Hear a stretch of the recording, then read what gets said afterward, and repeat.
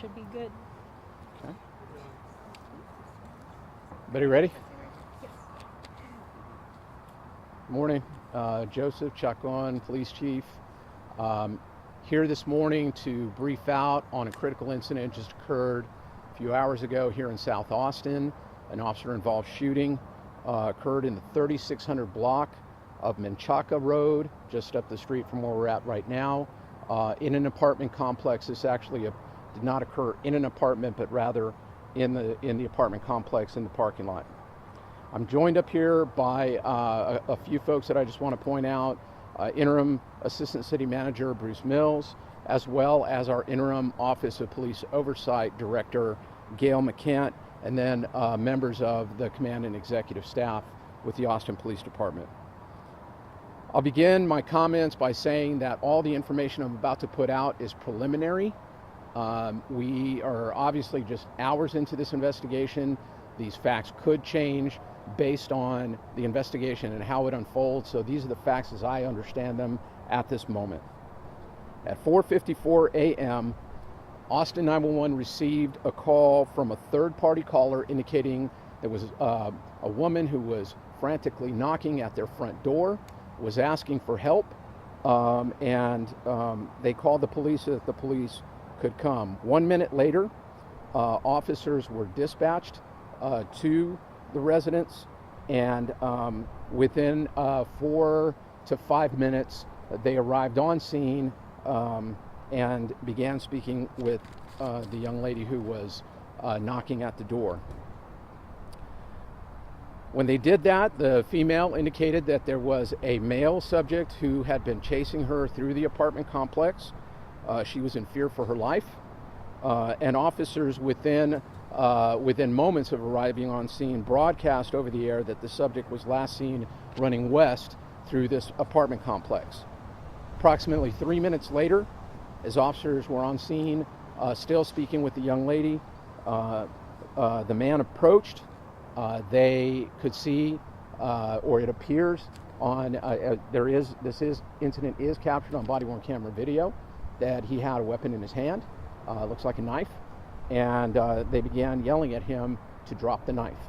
Officers did draw their weapons at that time and began trying to essentially de-escalate the situation. The man was yelling repeatedly for them to shoot him, to kill him, and officers initially tried to tase him. They deployed a taser weapon to immobilize him, and the taser was ineffective. They continued to try to, again, de-escalate, to calm him down, telling him to drop the knife. A second taser was deployed and again was ineffective. As the subject continued to approach the officers, one officer discharged his firearm and the subject went down. Officers did attempt life-saving measures on this individual, but they were ineffective, and the subject was pronounced deceased at 5:19 a.m. This incident was captured on officers' body-worn cameras, both audio and video, and per our protocol, that video will be released within 10 working days. It does appear to be an isolated incident. We have no information right now to indicate there is continuing danger to the public or anything of that nature. The officers that are involved, again, there are 3 officers. 2 of them deployed their tasers. The 2 that deployed their tasers, one of them has 13 years with the department, and the other one is a probationary officer. The officer that discharged his firearm has 3.5 years with the department. All 3 of those officers will be placed on administrative duty pending the investigation. There are 2 investigations that occur. The first is a criminal investigation that's conducted by our Special Investigations Unit in coordination and oversight with our District Attorney's Office.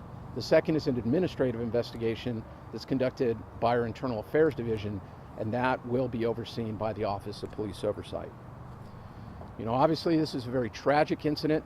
I do not have any information on the individual who was shot to tell me whether the person had a history of mental illness or was in mental health crisis. That is unknown at this time, but will be part of the investigation. However, the investigation will proceed, and we'll put out information, like I said, within the next 10 days. We'll release the video, and as we're able to release more information, we will. These are the preliminary facts that I have at the moment. If there are other questions, I'm glad to take them. Do you know what relationship you had with the woman who was knocking on the door asking for help? I don't. It did appear that they had some type of relationship. They knew each other, but I don't know what that relationship is. Did she live at the apartment complex? Do you know that? I don't know that. Will there be any other law enforcement agency helping out conducting the investigation or doing any oversight here? No. This is our protocol to have it done by APD's Special Investigation Unit. Do you know what kind of knife he had? Was it a large knife, a small pocket knife? I don't know that. I know it's preliminary, but based on what you know, I mean, would you like to give a comment on what you think how the officers handled the situation? You know, it's preliminary for me to be able to do that. I need to gather more facts before we start talking about, you know, our officers are placed in extremely difficult situations every single day. I can tell you that, you know, these type of things happen, unfortunately, on a regular basis, and most of the time we're able to de-escalate them, get people into custody safely and with either no injury or very minimal injury. This is just a tragic circumstance, and you know, got to take care of our officers as well as take care of the scene and the family of all involved. Do you know if the woman who was being chased, did she have any injuries? Was she stabbed or anything like that? As far as I know, she is uninjured and safe at the moment. All right, thank you all very much. Appreciate it.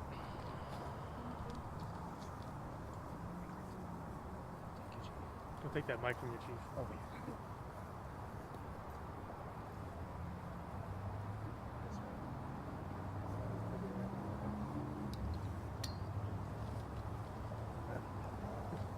I have that same problem every time.